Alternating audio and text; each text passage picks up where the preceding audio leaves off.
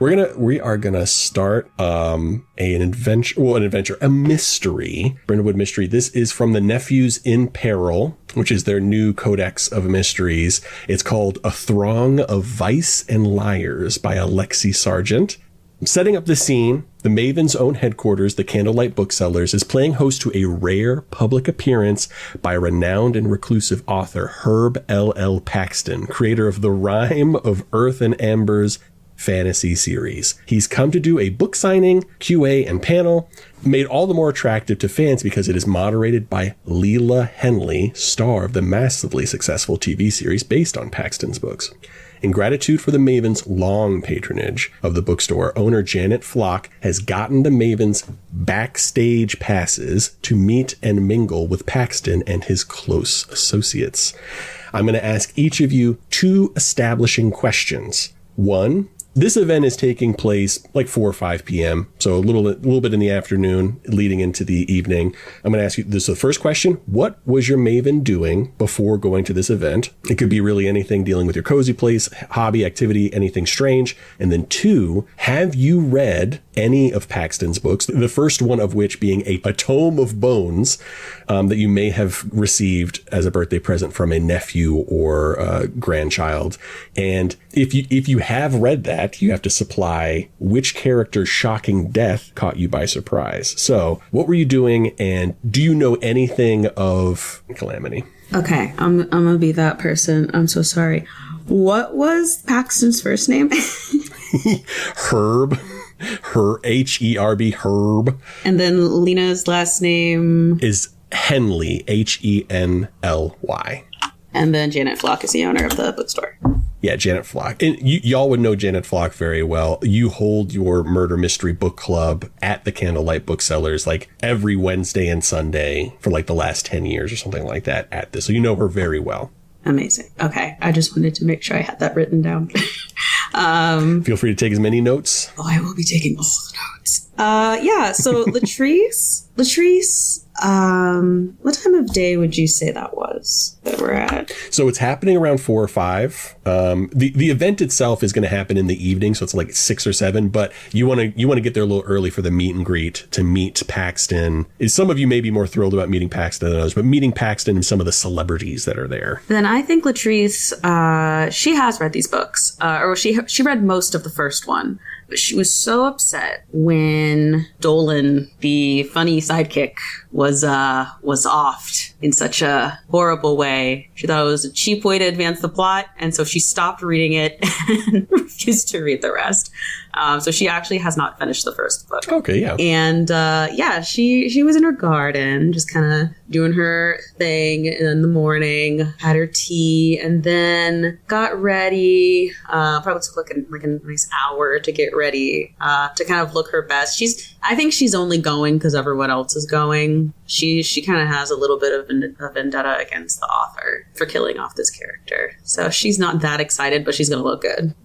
True. And you find yourself probably like you're not alone in this. Like everybody that are always taking that pot shot at Herb. Everybody thinks it was such just a random move just for pure shock value to like get in the news and stuff like that. People hate it. Oh, and then did you say what activity you were doing beforehand?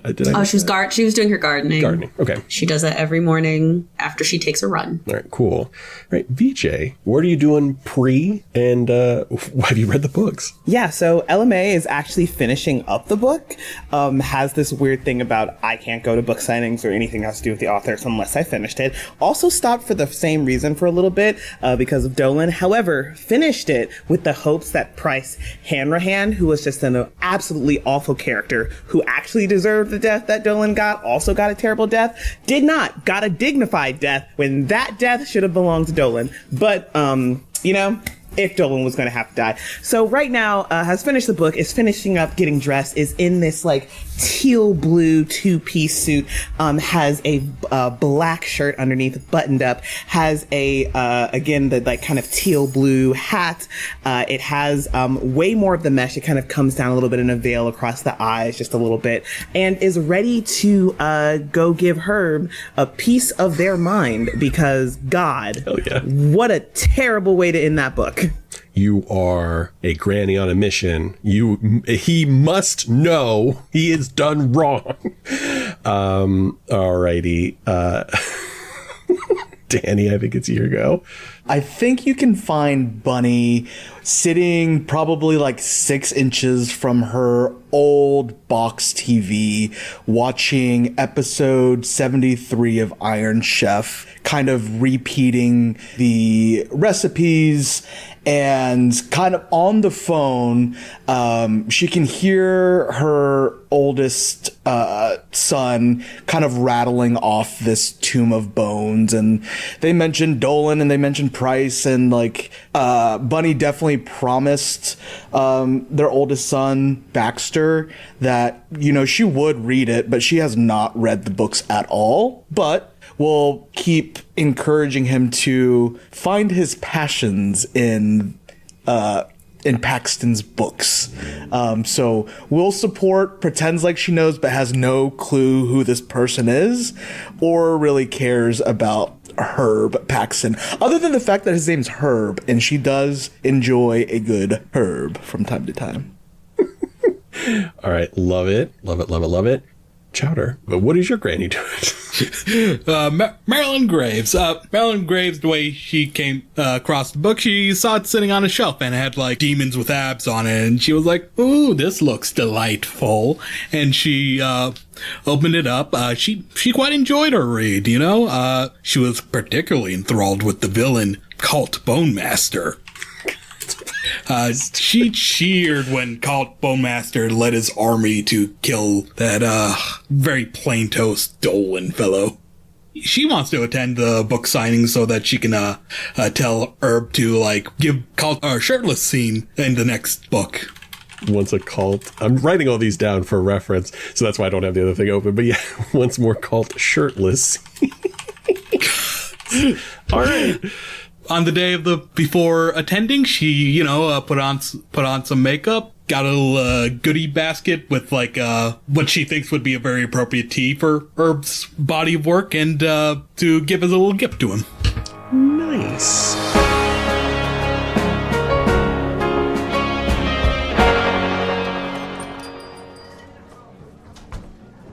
You all arrive. You may have even decided to come together, carpool and stuff. You all arrive at Candlelight Booksellers. I'm going to ask you one more question. To paint the scene of Candlelight Booksellers, what is something that stands out to you that you just love about the Candlelight Booksellers? And you specifically, maybe, and also if you don't like that, you're backstage currently. To paint the scene, what did you see that shows just how much work Janet has put into making this like seem really fancy and like nice enough for somebody like a big time author like Paxton? Ooh, I love the candles. Very scented. Cinnamon? There's a ton of Yankee candles everywhere, and it's like there's like so much smoke in this room. It's it's thick.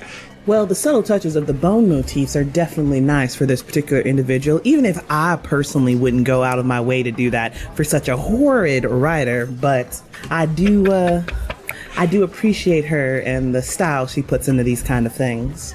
Janet definitely dug into the Halloween supplies for this. There's probably a sale, probably just the pre-existing stuff, and there's probably a sale because it's off season. So many skulls. She found like a dragon skull that like glows, and it's like the centerpiece of a bunch of like little hors d'oeuvres. I think Latrice is staring right at that dragon. She hates it so much. She does not like the aesthetic either. But she says, "Oh, well, it is an effort that was made. She works very hard." Effort was made. Yeah. You know, trying your best to be polite. Danny, what is one thing about the store itself or this backstage that you're going to help paint the scene a bit?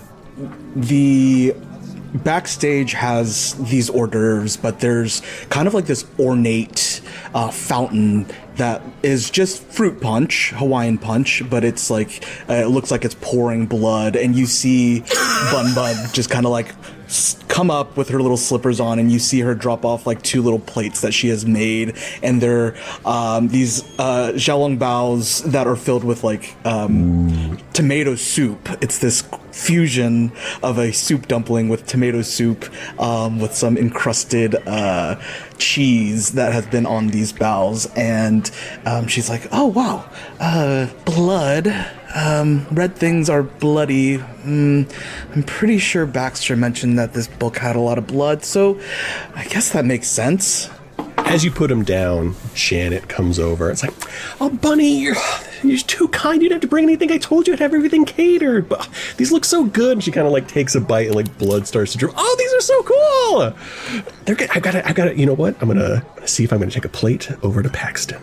She kind of like gets herself, and to kind of paint the room a little bit, the backstage is not so much a backstage as that there is a curtain divider that has been set up inside the bookstore. And this is very much like a Northeastern bookstore. Every single one of these floor panels creak. It's lined to the gills with books. All the tables that usually have like the different books, like the TikTok finds, and this is the monster lovers section. All of those been pushed over to make room for everything and to kind of like blockade this. Paxton is sitting on a big throne that he travels around with. And she kind of like very sheepishly kind of takes a step forward, but like very like does not want to drop these, trying to like be as polite as possible. And as y'all are watching this, you hear a familiar voice come up beside you. Well, funny seeing y'all here. I didn't think you're more the murder mysteries. You never read any of my fantasy novels, so I'm very surprised. You got backstage passes? And before you see M.M. Ludsworth. The names in this are very funny. Keith M.M. Ludsworth, an aspiring writer. Balding, bobs up and down nervously. You can tell he's like so full of energy. Definitely bought this backstage pass while yours was gifted. Always taking off the glasses, very nervously, sheepishly, kind of like making sure there's nothing on them, getting prepped for the next thing. Has a shirt that says Augurs of Autumn When ? On it, with a bunch of like fantasy characters around it. Well, I'm very surprised. I've given all of you like at least 5 hard drives of my various fiction narratives, and you seem completely uninterested. So why are you here? It's just computers are so hard to manage these days, Oh, so you want some printouts? I have printouts in my car. Whole manuscripts. I've actually sent Paxton like both mailed PDFs and emailed PDFs and then mailed the physical copies. I actually got a cease and desist with his actual signature on it. I mean, have you considered mailing the PDFs? There's a computer over there. Go mail him the PDF. Well, darling, here's the thing. Outside of our genre, it's a lot easier for us to get through terrible books, right? Because that drive of, oh, this is so horrid, we've got to see if it gets better. And we like to savor the good things, which is why it's taken so long. I myself have started Butchers and Foreigners, and I'm just taking my good old time enjoying every little bit of it. And I'm sure that's true for the rest of my companions here. I promise, when we get through it, we'll get through it, sugar. So how are you liking how the alien tribes fight the vampire conclaves on page 26? It's a very long, historied thing that I'm trying to bring there. There's like a lot of synergy between aliens and vampires. I'm blanking on the exact plot line of that one. I make a lot of books, so I think, and as he says that, it just like, well, I agree with the alien and vampiric, synergy. Both creatures that take over a body in one way or another, one in a more probing fashion and one in a more turning what you were into something else. So, the fighting was truly interesting. A work of an interesting piece of literary mastery that I, myself, who's dabbled a little bit in the writing, would not have thought of to use. All right, I'm writing that down if you don't mind. I'm actually going to add it to like as a blurb on the back of my next novel. So I'll get the spelling of your name later. Yeah, no, it's ALLE. Okay, yeah, we can do it now, I suppose. ALLEMEA. Bowling. Oh, thank you. I got that. Just not my. Oh, yeah, I got that. Well, as one of the fantasy cognoscenti. I give a little nudge to Latrice. The vampires weren't the only thing sucking in that book. What was that? Oh, no. No, as one of the fantasy cognoscenti, and I've done my circle around the room, let me point out, y'all are very new to the warm embrace that is historical science fiction. Have you tried the dumplings?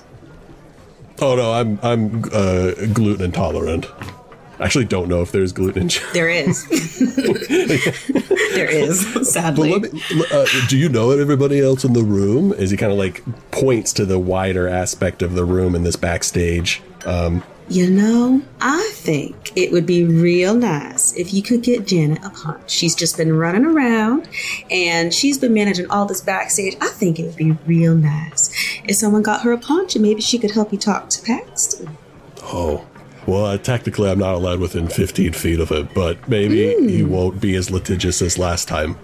But I don't know, like, the two people he's arguing with over there. I mean, I'm pretty sure that's B.D. Wessenhoff, which, television producer. I sent him a lot of PDFs also. And then he's got a literary agent over there, Salzek. You know what? What is a restraining order for when it comes in terms of true talent as he begins to walk over? Oh, you know, So, taking a quick gander around the room, you see about 8 or 9 people.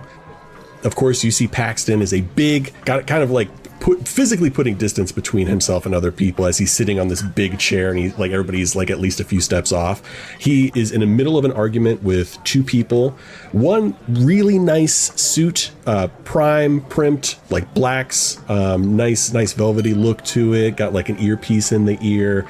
And then next to him is in a crumpled brown suit, like balding, got like just a few feathers of hair on top, looking very desperate in this argument. Is the way that was pointed out by Keith was that's probably Saul Zek, his literary agent, and the fine dressed person is the television producer. You see around there's a person actively podcasting with themselves, wearing a wearing a shirt that says "Hammerhead did nothing wrong." But like has like a microphone, has like his phone connected to it, and is just like taking small laps, like small circles as he is this like very like dead-eyed, but like very even keel, just like. And then on page 323, we all know that Dolan said that the anticipation of the Arathi horde would have stopped them from doing like just having a full bore like just like in the throes of it, doing a little mini podcast with himself. You see a young woman in full cosplay, like actual like metal armor, very expensive metal armor. It looks to me like very period accurate if this was a period that could be replicated. There's like big griffins and stuff on it. And you see them kind of like wrestling with a child, this maybe 3 or 4 years old, getting into everything, tossing down books, like just being rambunctious and small as they're trying to like handle it and kind of keep them contained.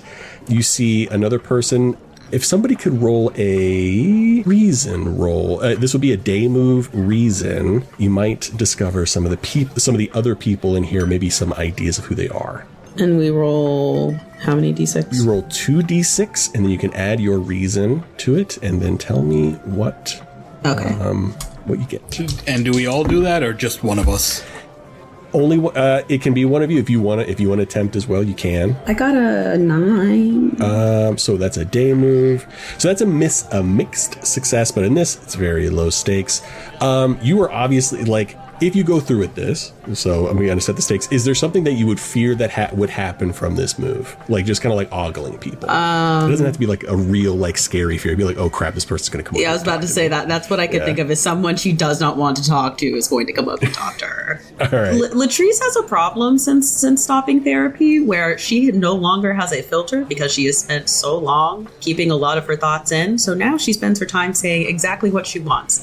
So she tries not to talk too much. All right, you take a quick scan. So you see Leela Henley, which is the very famous actress, got like a Stanley in one hand. And it's really funny. They're like in perfect silhouette with a poster of the Earth and Embers fantasy series behind them, where they're like in full fantasy makeup, like long platinum hair, period makeup, one of those big gowns, and then it's just her, still very well dressed, but like more business casual, big old Stanley in one hand, just kind of like got a bit of equal parts bored and equal parts like, fuck me, like I gotta do this, like I gotta be here doing this, like this, I'm not getting paid enough.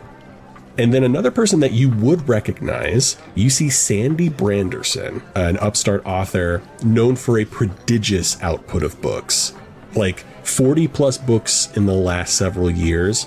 You know for a fact that the last 3 books that they did, they actually picked up from a dead author. Like the author died unexpectedly, and they were able to like picked up the series. And funny, weird thing, people liked the way they did the series much better than the original. And it actually caused a lot of turmoil, like in the social media sphere, because there was like the old heads that were like, no, there's no way it could be better. And then like this new generation of people that were getting into it. So they are not quite as well established as L.O. Paxton. They don't have any like big media projects, but they are still like a big name in the space. And then the other person you see, there is a person in a tweed jacket, female, like very like upright, prim and proper. You have no idea who they are. You're not sure. But as you're kind of like eyeing people, the well-dressed cosplayer is going to come up to you and be like, I'm so sorry, please excuse me. I'm Caterith Finkelstein. Could you hold my daughter Amadriel for just 5 minutes? I got to go and see if I can get Paxton's attention real quick. Why? What? And just looking down at the child. You seem so friendly. You got grandkids or whatever, right? No. Oh, well, chance to play with one? Huh? Missed out on it, I guess. Do you often walk up to random people asking them to watch over your child? I mean, it's hard being a parent, especially being a Gen Z parent. She's 4 years old, and I mean, this is just my big chance to see Paxton. I haven't seen him since, 4 years and 9 months, I guess, since the last time. So I just want to really, I just want to say hello and make sure he knows that I'm here. So if you don't mind, do you mind? I just kind of start cooing at the look at you. You remind me of my twins when they were your age. And I just start pinching the daughter's cheeks. My friend here can keep an eye on them. Oh, okay. Seeing that you've taken the bait, Caterith just kind of backs up and just flitters off. Amadriel, cute as a button. Just little chubby cheeks. Very rambunctious, but you're a new person. Everything is about you in this moment. She is wearing this kind of child's version of a cosplay, so it's a little closer to a onesie, something like a ballerina dress, but it's got little ruffles and stuff to be kind of a princess dress.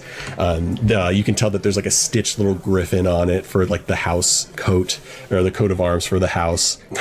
What would you like to do in this moment? Latrice hands her a mint. Oh, okay. Oh, it's spicy. I can't do a little girl, so it's just gonna be a nerdy boy. That is fine. It's cinnamon. And just kind of it falls out of her mouth onto the floor. It's good, thank you. Is my mommy talking to my daddy? She said we were gonna meet my daddy today. Did you say your daddy? Yeah, my daddy. The one in the chair. She says that's my daddy. And then we're gonna be rich and famous with stuff. Is there a resemblance? When we look between it, Let's see if there is. Roll a whatever check you think might work for this. I would say, reason would be the one I would lean towards, but you don't have to if you can convince me of it. No. I'll go with reason. Yeah, I'll go with reason. Come on, big boy. I'll make an attempt. 9. 8. 9 is a mixed success. What is something that both of you, what is something you could fear could go wrong with these prying questions? You both got a mixed success, so kind of overlapping here. Mine is that the kid gets really loud about, yes, that's my daddy. It's making it very obvious that we are grilling this child about who their parent potentially is. And is I like that. Chowder, you can augment, or if you're fine with that one, because it's kind of happening at the same time. I imagine that you're both like just quickly trying to grow this child. So if you like that one, we can go with it. But if you want to augment it slightly, we can also do that. No, I think that works. Yeah, my daddy is Paxton, and he writes a lot of books, but he's not very good at finishing them. And then everybody kind of like turns around, and Paxton like puts hand up, kind of like sees what's happening here, like sees Caterith coming over, sees the kid, and you can just go like immediately turns to some of his business partners, like as you see them kind of like moving, like the BD Weisenhoff, the television producer, kind of like moves to intercept Caterith. Some drama is happening right now, but everybody is like now like very much aware that you are in the mix. Oh, one question for you, Danny. You have the scarecrow. Do you want a clue? You can pocket that if you want it. Yeah. I guess narratively, it says that you would tell me what it is. I guess it doesn't have to be pressed into my hand or whatever, but yeah. So as this is happening, the next big interruption of the moment, a book falls to your feet, and it is one of Paxton's books. See here, I gotta find the actual clue. It is a copy of The Scourge of Scorn, which I believe is the third in the pentalogy or whatever it's supposed to be. Originally supposed to be a trilogy, but it's The Scourge of Scorn. It falls to your feet, opens up, and in it is a bloody handprint. You see Bunny just kind of like shuffle her feet over and like without even thinking, picks up this book, walks over to this child, picks up this child and kind of like side eyes Marilyn for getting all of this started. And it's like, why do we have a child with us? And with one child in one hand and Paxton's book in the other hand, just walks over and like hands said child to this cosplayer. Just a small parenting tip. Probably don't leave your kid with strangers. I know they look like nice ladies, but we don't know you, nor this child. Oh, like you're fine. It like kind of very reluctantly takes the kid as they're being buttressed by BD Weisenhoff. Oh no, I guess it's bad parenting, Yeah, and Bunny leans in and it's like, also.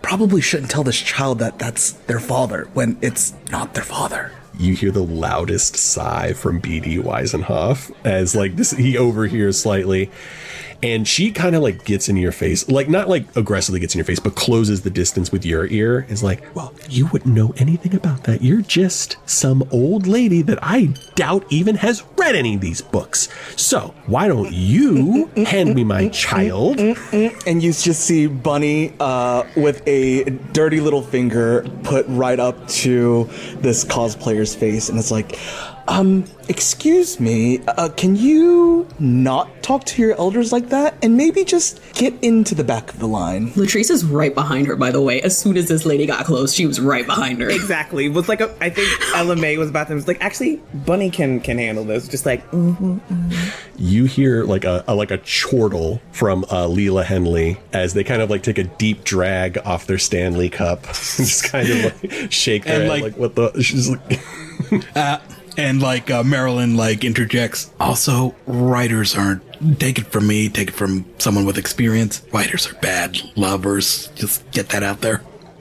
Keith Ludsworth kind of just appears behind you. I don't know about that. I've heard that writers are some of the best and most passionate lovers that anybody, like almost like kind of like angling the conversation over Layla Henley, that anybody has ever experienced. So just No one was talking to you, Keith. Yeah, she gets it. Case in point. Did y'all actually know that Layla Henley was like supposedly like had a thing with Paxton for like years until recently? Like, and look at that dude. He's like a giant ball of dough compared to me. If I could get her attention, like I'm in. Like, come on. Did you come to this to date Paxton or her? I mean, honestly, he just looks at you dead eyes like, honestly, I take either or both. Did they say something? love a man comfortable in his sexuality. She's young enough to be your daughter. Not a fan of someone who buys tickets to try to get said date. Yeah, it was a Groupon. It was available to all. I'm just taking my opportunities where they may. Honestly, I take Ellie Marl Antenberg. She's not big. Like, points over to the tweed jackets. Like, I take her. Honestly, like, not a big star, but like, there's not a lot of postmen knocking at my door with letters. Let's put it that way. Why didn't you do speed dating or a social dance? Have you seen the speed dating scene? No. In Brindlewood Bay? It's all old ladies. Like, we're overrun with them. Not like present company, not excluded as being cool or whatever, but Old ladies need loving too. What's wrong with old ladies? Her eyebrows just progressively higher. I'm just looking for, I'm a young man. He says this as like balding, like completely bald. I think you should be looking for a drink right about now, elsewhere. I tried dating while on speed. Ended up with 2 bassists waking up in like 3 a.m. You know what? Maybe having to sneak away from 3 bassists. Marilyn. like he starts eyeing you. He's like, maybe you sound like a bit of a wild character. Maybe you know what? I will get. So now you want to date an older one? Okay, all right, go get a drink. You know what? I'll get a drink.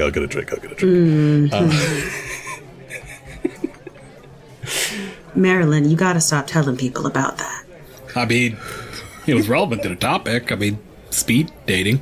I don't think that's quite what our dear Latrice was talking about in that moment, but it was sure funny to hear. I can never keep up with the new fads these kids have. Like 1 minute metal was the it thing, but now it's like this Drake fellow that I don't really know what's up with Drake.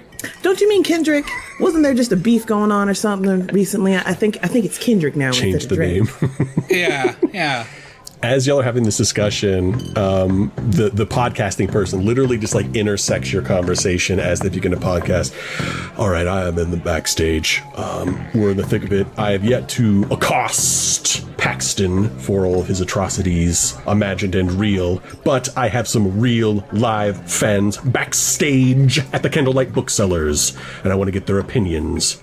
Did Hammerhand do anything wrong? And the right answer is no. And he points it in like Ellie Mae's face. So Ella Mae's like, I was just having that conversation and the word accost was like accost. All right. Hi, gentle viewers. My name's Ella Mae Bolin. That's ELLAMAEBOLLING, in case you're wondering. And I'm undecided on if that individual did anything wrong, but what I'm not undecided on is that Paxton doesn't know how to write an ending to save his lily white ass from anything. Price should have long been gone, cordoned off to the background. Lies, slander, lies, wrong. Price does nothing wrong. Points to his shirt. You listen to me. You know what? Bless your heart, darling. Hammerhand's a saint. I respect He does people what- who he speak does their what the mind. region needs to do. No matter if they're right or wrong, I appreciate someone speaking their mind, such as yourself. We need Thank more you. young folks like you. Whatever, inappropriate, wrong, and just like forces the microphone into Marilyn's face. All right, Dolan, bad character, deserved to die. Agree? Right answer. You know what it is. Oh, yeah. I kind of nodded off during his parts in the book. Just, I get that he's supposed to be like the noble type, but I'm more into the bad boys. I like when Colt said it was boning time and then boned those skeletons. Yeah, it's epic. I was thinking about doing a Bone Master shirt, but Hammerhand, Price Hammerhand, always right. Just it's universal. Thank you. Wise words. We have one right voice in the room, and this room includes Paxton fans. Ella Mae leans over to Latrice and Bunny. Of course she likes bad boys. She loves to see them die as well. So, Excuse me, beflowered woman, elderly woman. What is your take? Not beflowered. Beflowered, just because you're covered in flour. Beflowered women. I love your take. Paxton, best author ever, worst author ever. Go. Oh, no, you're good. You see Bunny kind of trip over her own words, and it's like, yeah, Paxton writes, the Tomb of Bones, and, it's very, very hip and cool and full of blood, just like my tomato dumplings, Yeah, we love and Dumplings are cool. also in like the Scourge of the Scorn, that cool random page with artwork with Page bloody 224. hands. Yeah. Yeah, bloody We all hands love it. everywhere. What, bloody hand? Bloody hand? What? There's no bloody hand. I mean, there is the total map of the region of Cataclysm, and then there is a knight riding a griffin into battle on page 224, like I said, and then there is the ending piece where you could see the Skyborn caverns as they glitter. There's no bloody hand. Did you get a limited edition copy? Listeners, we may have found something interesting here. There might be some new knowledge.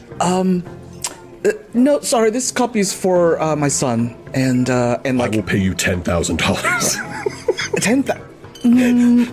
I will pay you $10,000 if it's a limited edition copy.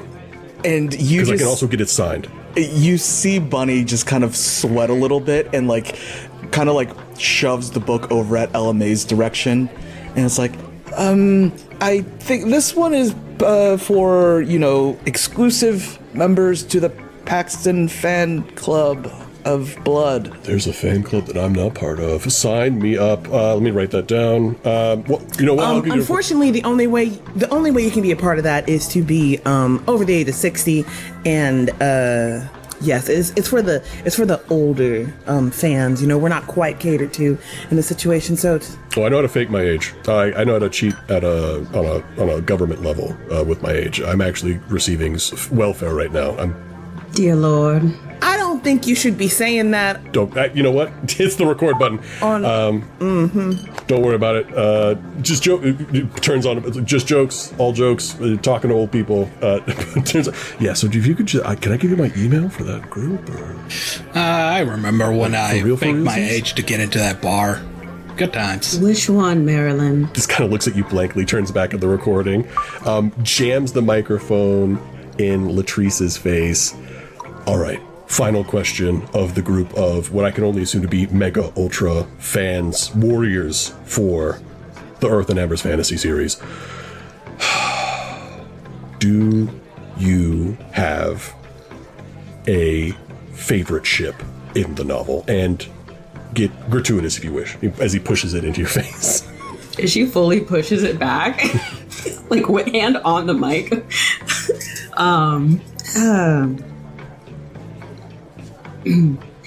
I didn't read past Dolan's death because I thought that it was a cheap shot. Deserved it. No, It was cool. you are incorrect, young man.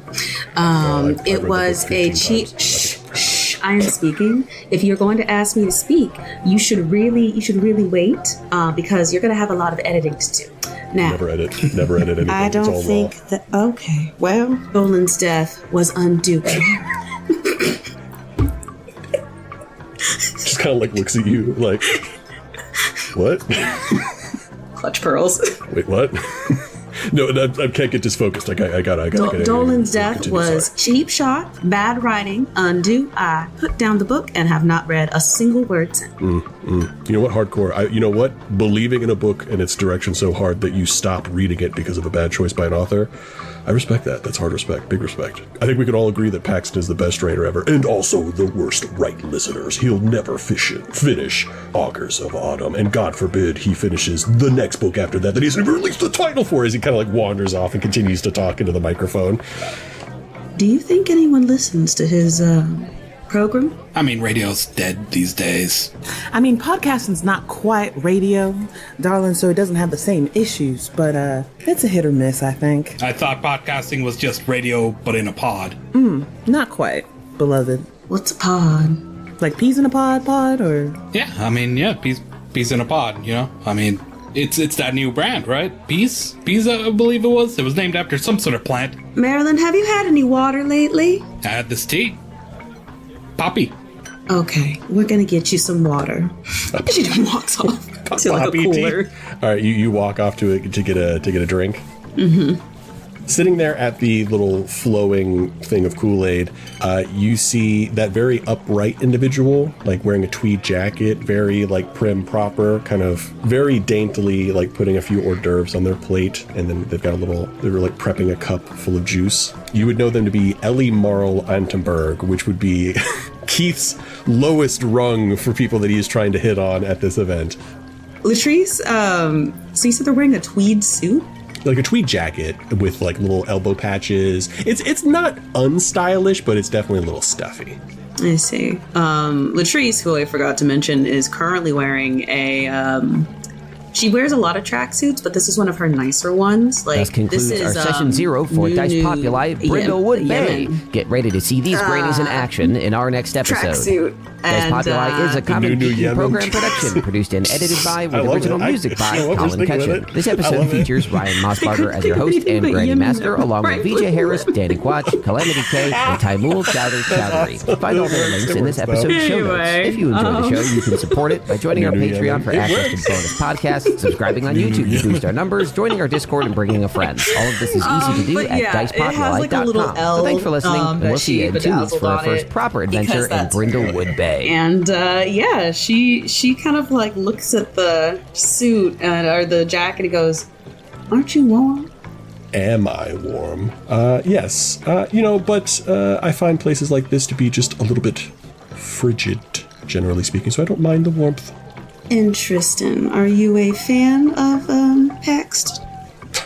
Fan. I assume that's why you're here. Well, I was his collaborator, protege, whatever demeaning thing that they call you when you're younger than the person who's doing the headline writing or whatever. But I worked on a few of his. Oh, you're his groupie. I am not part of any of his groups anymore. We were financially separated as I stopped working with Paxton after the Beast of Brass. Oh. But I am Ellie Morrow Entenberg. I'm going to be part of the panel later. Oh, I see. How interesting. Well, you have a nice day. And in that time, she has poured 4 different drinks. And is carrying them over, like, just throwing out, like, yeah, sure, anything you say. Gotcha. I didn't actually want a conversation with you. Goodbye. Just making small talk. You're getting real up in here. Very much so. You kind of drift back. A little bit of commotion as people are like, people start to shift around in their social circles. The argument starts to heat up between Paxton, Salzek, and DB. If y'all could make reasoning checks, honestly, this will be like the first meddling as you kind of overhear this little spicy conversation. But I'm going to say this is probably going to be reasoning. That's a 6. 6 failure. It's just noise, overlapping noise for you. And also, I think she's like busy looking at the bloody handprint in the book, so it's like distracted. Anybody get a 10 or above? No. Yeah, I did. Bun did. I got a 7. Bun did. Bun, you're like just a hair closer to the general conversation, and you were just a little bit more focused than everybody else in this moment. It's a lot of crosstalk, but the thing that really catches your attention, especially is like this, the most raised voice. It is Saul Zek, the person in the crumply brown suit. Paxton, we need money. You have to write the book. What am I supposed to do? Do you want me to sell? Do you want to hand this book over when you die? Because you know what? Look at you. It's going to happen. We need to be smart here. And it's set at a volume where like there's other crosstalk and stuff. It could have been like muffled a bit, but you can see a few people prick their ears up. With your 10 there, you do see Sandy Branderson kind of like almost with like a little smile, like look over at this conversation, like very curious. You see Ludsworth kind of like eyes get super wide, and you can see Zalzek knows that he maybe slightly overstepped because he immediately takes 2 steps back, like puts his hands up in the air and starts to like try to like comb over the feathers of his hair. You know what? I'm going to go to the trailer. I'm going to cool off, Paxton, because you're driving me wild. He kind of storms off scene. Any reactions to that?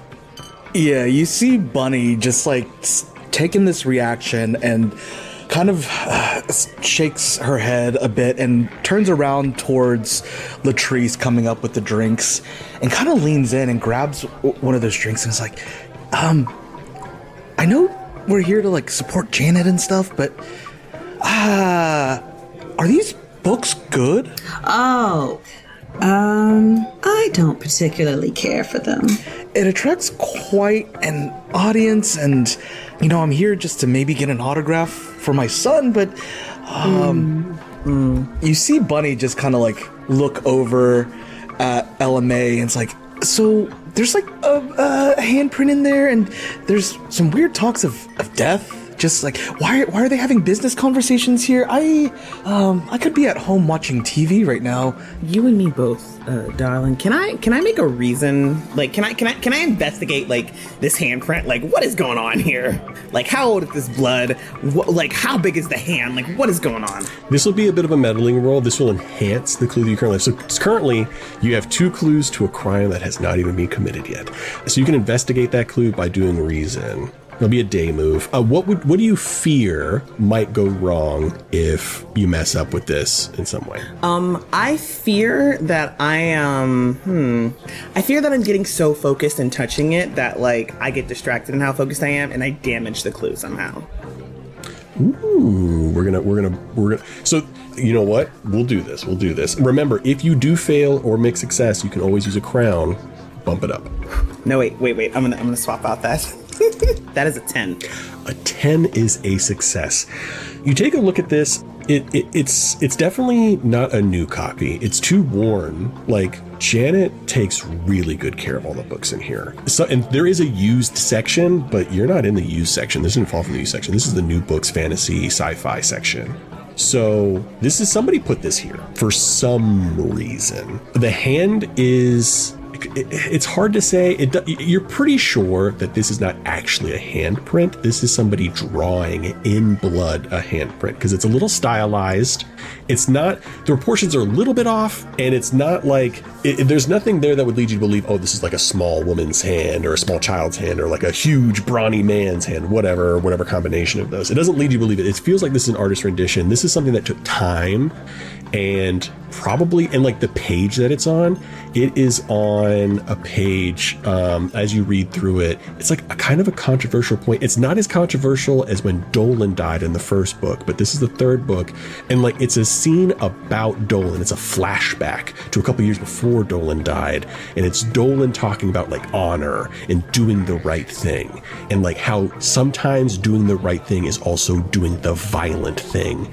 Death and killing can be the honorable thing if you are killing killers and bad people or people that wish harm on the realm. And on top of that is this artistic rendition of this bloody hand. Okay, for me, the human guy DJ, what's the first clue? Like, what clue is this enhancing again? This is enhancing the bloody handprint inside of a copy of Scourge of Scorn. Gotcha. So if this is more than just a bloody handprint, this is like a message in a way. Somebody's got maybe a bit of drama when it comes to this particular Dolan scene. And as you're kind of coming out of this, like your peak focus, everybody's kind of like, hey, what's going on? You're really focused on this book. Everybody's kind of like paying attention to you. The lights go out. There's a small scuffle. You can hear in the background, you hear some hors d'oeuvres and stuff clatter to the ground as like plates shatter. And then 2 seconds later, it seems like an eternity as it's happening, but it may be all of 5 seconds. The lights come up, and in the corner, still sitting atop the throne, you see Paxton, a sword stuck into his chest, a big oval of blood spreading across the kind of the dress clothes that he is wearing as his mouth slacks and his body just like gives out and kind of slams into it, and everybody stops, stares, and you hear the scream of Caterith. Oh my God! Well, damn. I didn't get to tell him how bad of an author he was. LMA! LMA!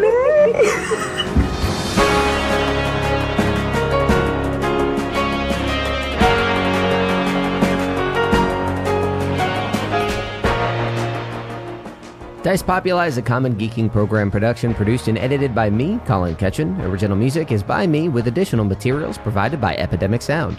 This episode features Ryan Mossbarger as your host and Granny Master, along with VJ Harris, Danny Quatch, Calamity Kaye, and Taeemul Chowdhury.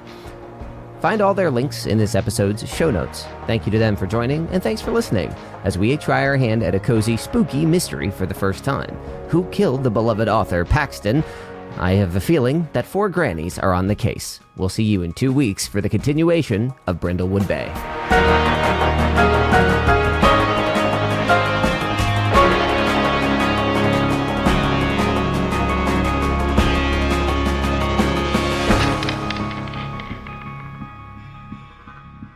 Okay. All right, cool. Recording. I made a mistake of being like, let's clap. And then so it's like, no, I've never recorded. That happens all the time when we record Dice Populi. How is everybody clapping at 40 seconds on the timer? Gosh, where are we? Okay. Yes. What's your name? I don't know why it's 5 seconds. It's a little scary. It's a little Right? scary. Why is it so? BJ pushing it. Scary.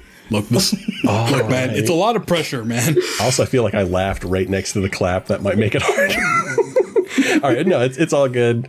Colin's a great editor. He'll find all those peaks and valleys.